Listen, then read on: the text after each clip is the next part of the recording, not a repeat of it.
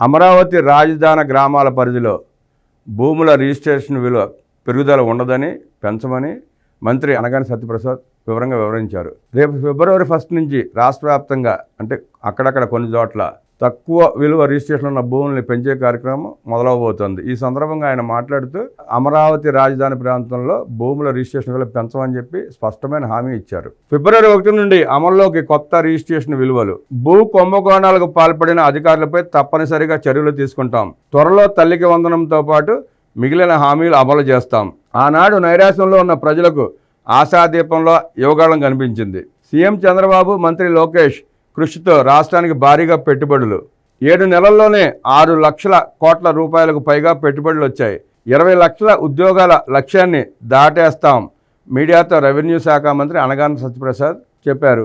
ఫిబ్రవరి 1వ తేదీ నుండి కొత్త రిజిస్ట్రేషన్ విలువలు అమల్లోకి వస్తాయని, దీనికి సంబంధించి ఇప్పటికే సుదీర్ఘ కసరత్తు చేశామని రాష్ట్ర రెవెన్యూ, రిజిస్ట్రేషన్ అండ్ స్టాంప్ శాఖల మంత్రి అనగాని సత్యప్రసాద్ తెలిపారు. అయితే రాజధాని గ్రామాల్లో మాత్రం రిజిస్ట్రేషన్ విలువల్లో ఎటువంటి మార్పు ఉండదని స్పష్టం చేశారు. రాష్ట్రంలో గ్రోత్ సెంటర్లుగా ఉండి మార్కెట్ విలువ 10 రెట్లు అదనంగా ఉన్న ప్రాంతాల్లో రిజిస్ట్రేషన్ విలువలు పెరుగుతాయని చెప్పారు. కొన్ని ప్రాంతాల్లో రిజిస్ట్రేషన్ విలువలు అక్కడి మార్కెట్ విలువల కన్నా ఎక్కువగా ఉన్నాయని, ఆ ప్రాంతాల్లో విలువలు తగ్గుతాయని చెప్పారు.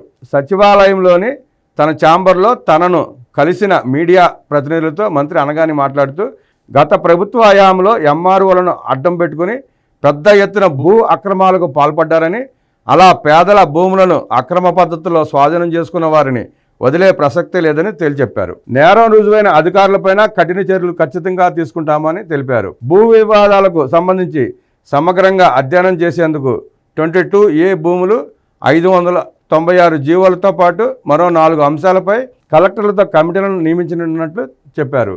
నారా లోకేష్ గారి యువగళం ప్రభంజనంలా కొనసాగిందని అది తెలిసిన సంగతే. అదే విషయాన్ని మంత్రి గారు ఇంకా వివరంగా ఏం చెప్పారో చూద్దాం. తమ young and dynamic leader Nara Lokesh గత ప్రభుత్వ అరాచకాలకు వ్యతిరేకంగా సరిగ్గా 2 ఏళ్ల క్రితం జనవరి 27న ప్రారంభించిన యువగళం పాదయాత్ర ప్రభంజనంలా సాగిందని మంత్రి అనగాని తెలిపారు.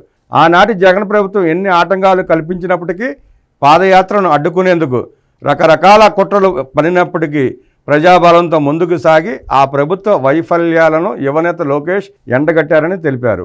యువగళం ప్రభావంతో కూటమి ప్రభుత్వం అధికారంలోకి వచ్చిన తర్వాత సీఎం చంద్రబాబు కూటమి ప్రభుత్వ నాయకులతో సమన్వయం చేసుకుంటూ నారా లోకేష్ రాష్ట్రాన్ని అభివృద్ధి పదంలో నడిపిస్తున్నారని చెప్పారు. రాష్ట్ర యువతకు ఉపాధి కల్పనే లక్ష్యంగా సీఎం చంద్రబాబు, విద్యా, ఐటీ శాఖల మంత్రి నారా లోకేష్ పనిచేస్తున్నారని తెలిపారు. ఇందుకు దావోస్ పర్యటనే నిదర్శనమన్నారు. గత 5 ఏళ్ల జగన్ రెడ్డి విధ్వంస పాలన కారణంగా రాష్ట్రానికి రావాలంటేనే పారిశ్రామికవేత్తలు భయపడిపోయారని, అలాంటిది కూటమి ప్రభుత్వం చేస్తున్న కృషి కారణంగా రాష్ట్రానికి తిరిగి భారీగా పెట్టుబడులు వస్తున్నాయని, గత 7 నెలల కాలంలోనే 6 లక్షల కోట్ల రూపాయలకు పైగా పెట్టుబడులు వచ్చాయని మంత్రి అన్నారు. దావోస్ పర్యటన ద్వారా సీఎం చంద్రబాబు, నారా లోకేష్ ప్రపంచ పారిశ్రామికవేత్తలతో భేటీ అయ్యి రాష్ట్రంలో పెట్టుబడులకు ఉన్న అనుకూలతలను, అవకాశాలను వివరించి బ్రాండ్ ఏపీని పునఃప్రతిష్ఠించారని చెప్పారు. యువతకు 20 లక్షల ఉద్యోగాల కల్పన లక్ష్యంగా పెట్టుకున్నామని, కానీ ప్రస్తుతం వస్తున్న పెట్టుబడుల ప్రవాహం చూస్తుంటే అంతకుమించి ఉపాధి కల్పన జరిగే అవకాశం ఉందన్నారు. కూటమి ప్రభుత్వం ప్రజలకు ఇచ్చిన హామీలన్నిటినీ ఒక్కొక్కటిగా అమలు చేస్తోందని, అటు సంక్షేమం విషయంలోనూ వెనక్కి తగ్గడం లేదన్నారు. త్వరలో తల్లికి వందనం పథకాన్ని అమలు చేస్తామని, కేంద్ర ప్రభుత్వం తదుపరి తమ వాటాను విడుదల చేయగానే రైతులకు ఏడాదికి 20,000 రూపాయలు ఇచ్చే పథకాన్ని కూడా ప్రారంభిస్తామని మంత్రి అనగాని సత్యప్రసాద్ తెలిపారు.